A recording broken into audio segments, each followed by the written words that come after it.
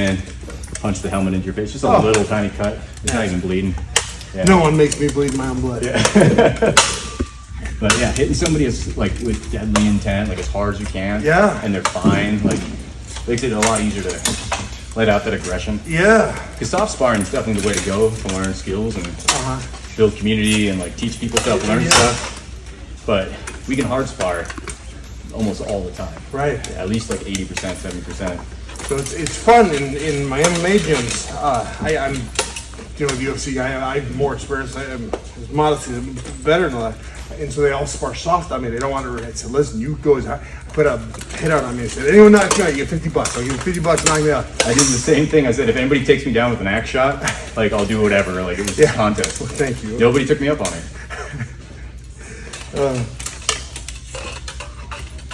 But yeah, so you had the knockout contest. I said, anyone gets me, just trying to get them throwing. And I'm sure you get it here, is if you practice soft, you're going to go soft. And when you get in the arena, you're going to throw soft. So it's fun getting beat up by someone who knows how to throw it, who's not going to up it if I do land that good shot. Which I didn't. You'll take it. It was great. It was a lot of fun. Thank you. Yeah.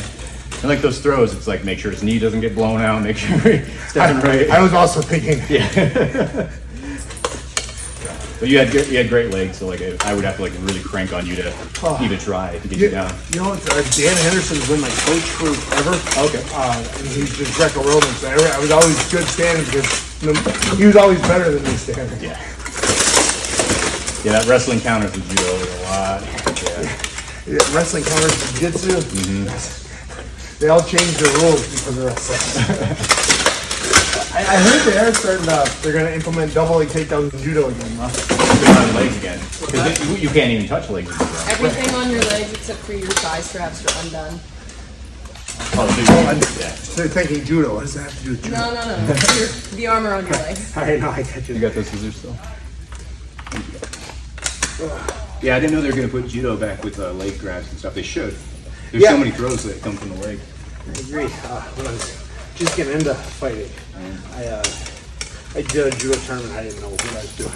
I got third in it though. Yeah. No idea. I had a little bit of wrestling, but they're all taping their fingers. They all had the. And said, oh, babies, I'm gonna get. By the end of the night, I was like, oh God, my hands hurt so much. Yeah.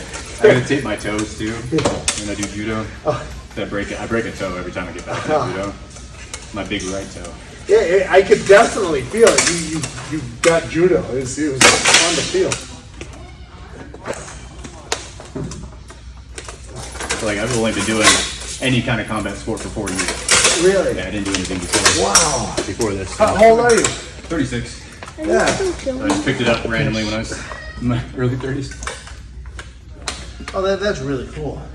Now you've got the biggest night fight organization in the world. Yeah. That's cool. I mean, it's to make space for everybody who's wanting that kind of thing, you know? Yeah. Nobody else was doing it, so. Well, that's why the UFC started too. Yeah, people wanted to do it. And Yeah. And they had nowhere to do it. yeah. Do you have a pair of scissors?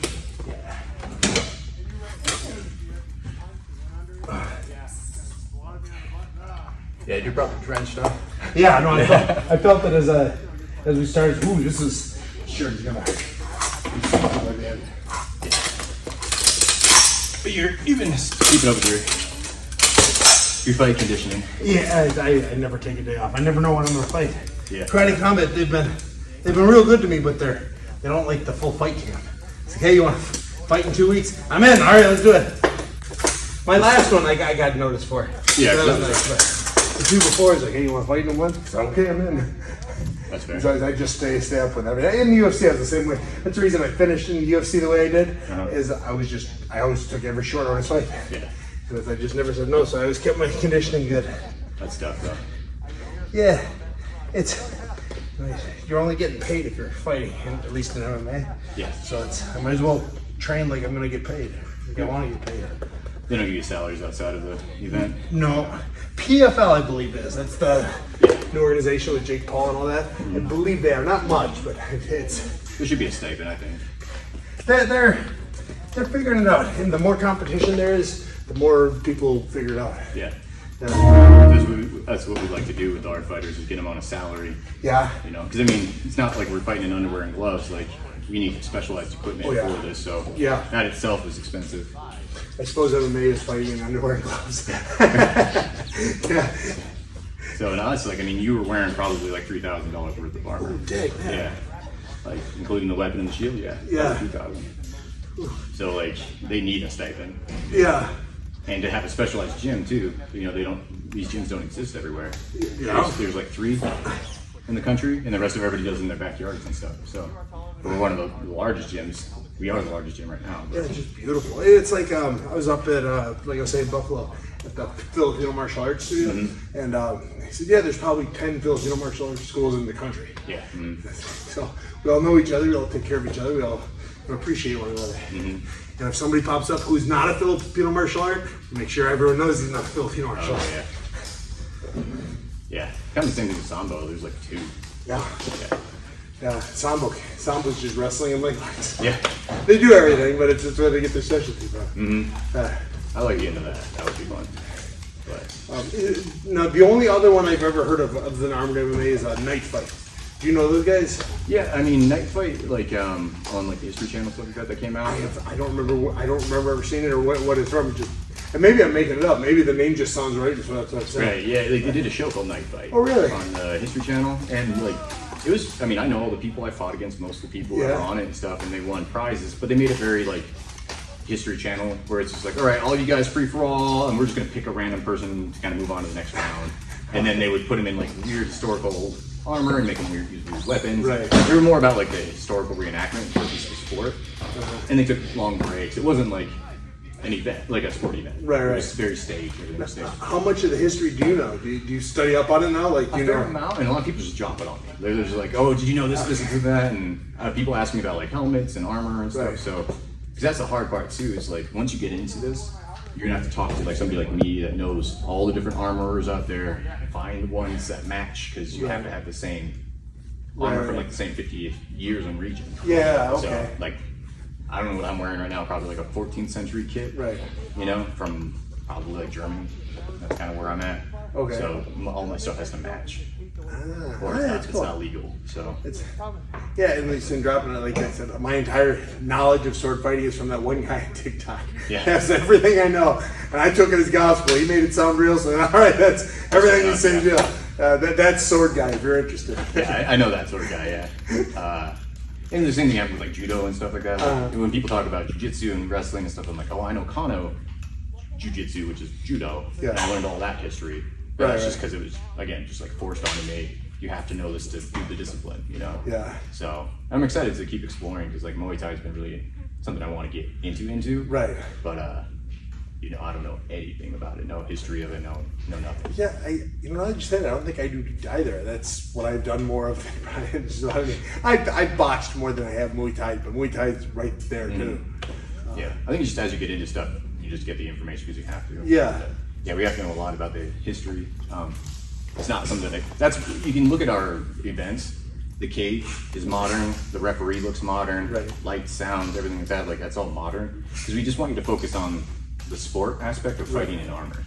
So it doesn't matter if it's historically this or that, as long as it's not crazy fantasy stuff. Right. We want you to be like, this is what you would have seen at any tournament Yeah. for years and years and years. It's just an evolution of historical fighting because they had these sparring tournaments and stuff all the time. You know, the joust and like the Knight's Tale. You know, Yeah. and all those different competitions. We're kind of just in that like, all right, it's modern now. We're still using their same weapons and stuff. Right. And rules, kind of, but now we're surrounding it with a modern presentation, Oh, yeah. so you can just hyper fixate on those two people being medieval, and the rest of it's Yeah. modern. So Okay. we don't need hokey castles and chicken turkey legs and stuff like that, or gestures or shit. Like it's just look at these people do a sport. You know? So I worked at Renaissance Fair for 5 years, where I met my wife. Which we worked there same time, and history. Love it for that reason. Yeah. I've had the turkey leg like 3 times. I hate them. I don't like them. And every time it looks great. It's not. They're hard to eat. They're not that flavorful. Sometimes you can get like a jelly or something and just to put on top, and the jelly's good. Then jelly's gone. You're stuck with this tendony leg. Yeah. They don't even serve turkey like at medieval times. They serve quail. Oh yeah. Quail's really good. Yeah, you know? quail's great.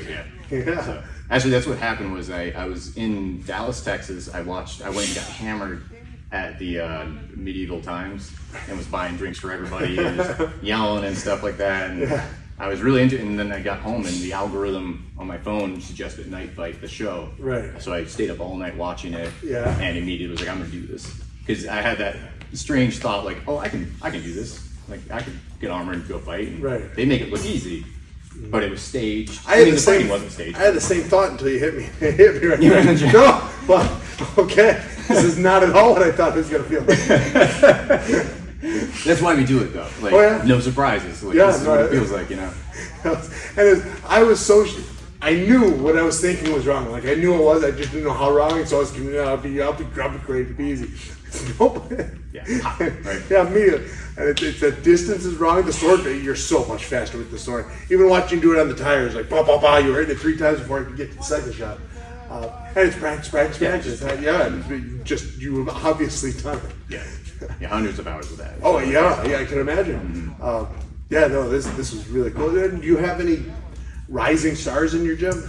In our gym, I mean, they come and go. I mean, it's still a hobby, so that's the hard part, Right. you know. But there's several people that are like just very dedicated. They want to see, you know, the sport grow and Yeah. find their space in it. I don't know if they're gonna be like superstars in the fighting realm, but like they want this to be huge, and they're really putting like Right. this doesn't happen without them. Oh yeah, They're really putting in the time. So we'll see probably like Kelsey come back and fight her way back to the top, because she was one of the top fighters for a long time. Okay. We'll see Kelsey, you know, rise up. Alec puts in a ton of time.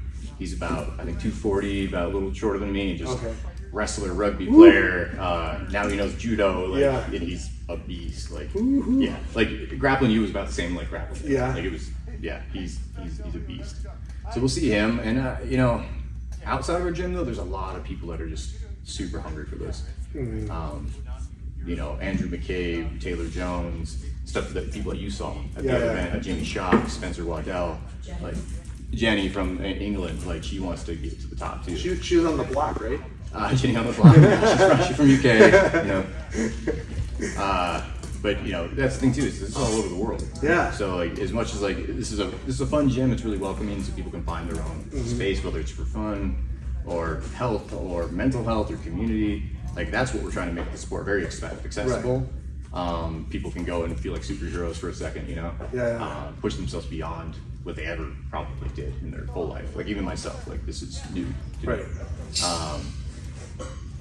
So whether or not they want to be stars is going to be up to them. But Right. like, I don't think anybody at this point is focused on that. Right, I think right. they're focused on having a place to become a superstar. Right. They want to do the work first and then push it to the top. So If I can give a little piece of advice for because this is like it's such a rising star, rising show. Like, it really could be. People could get a kick out being at the audience. They were more into it than an MMA fight. Like, the audience, so? they really were. They were into it. They were watching it. It was very cool. Have your fighters do anything different on their helmet?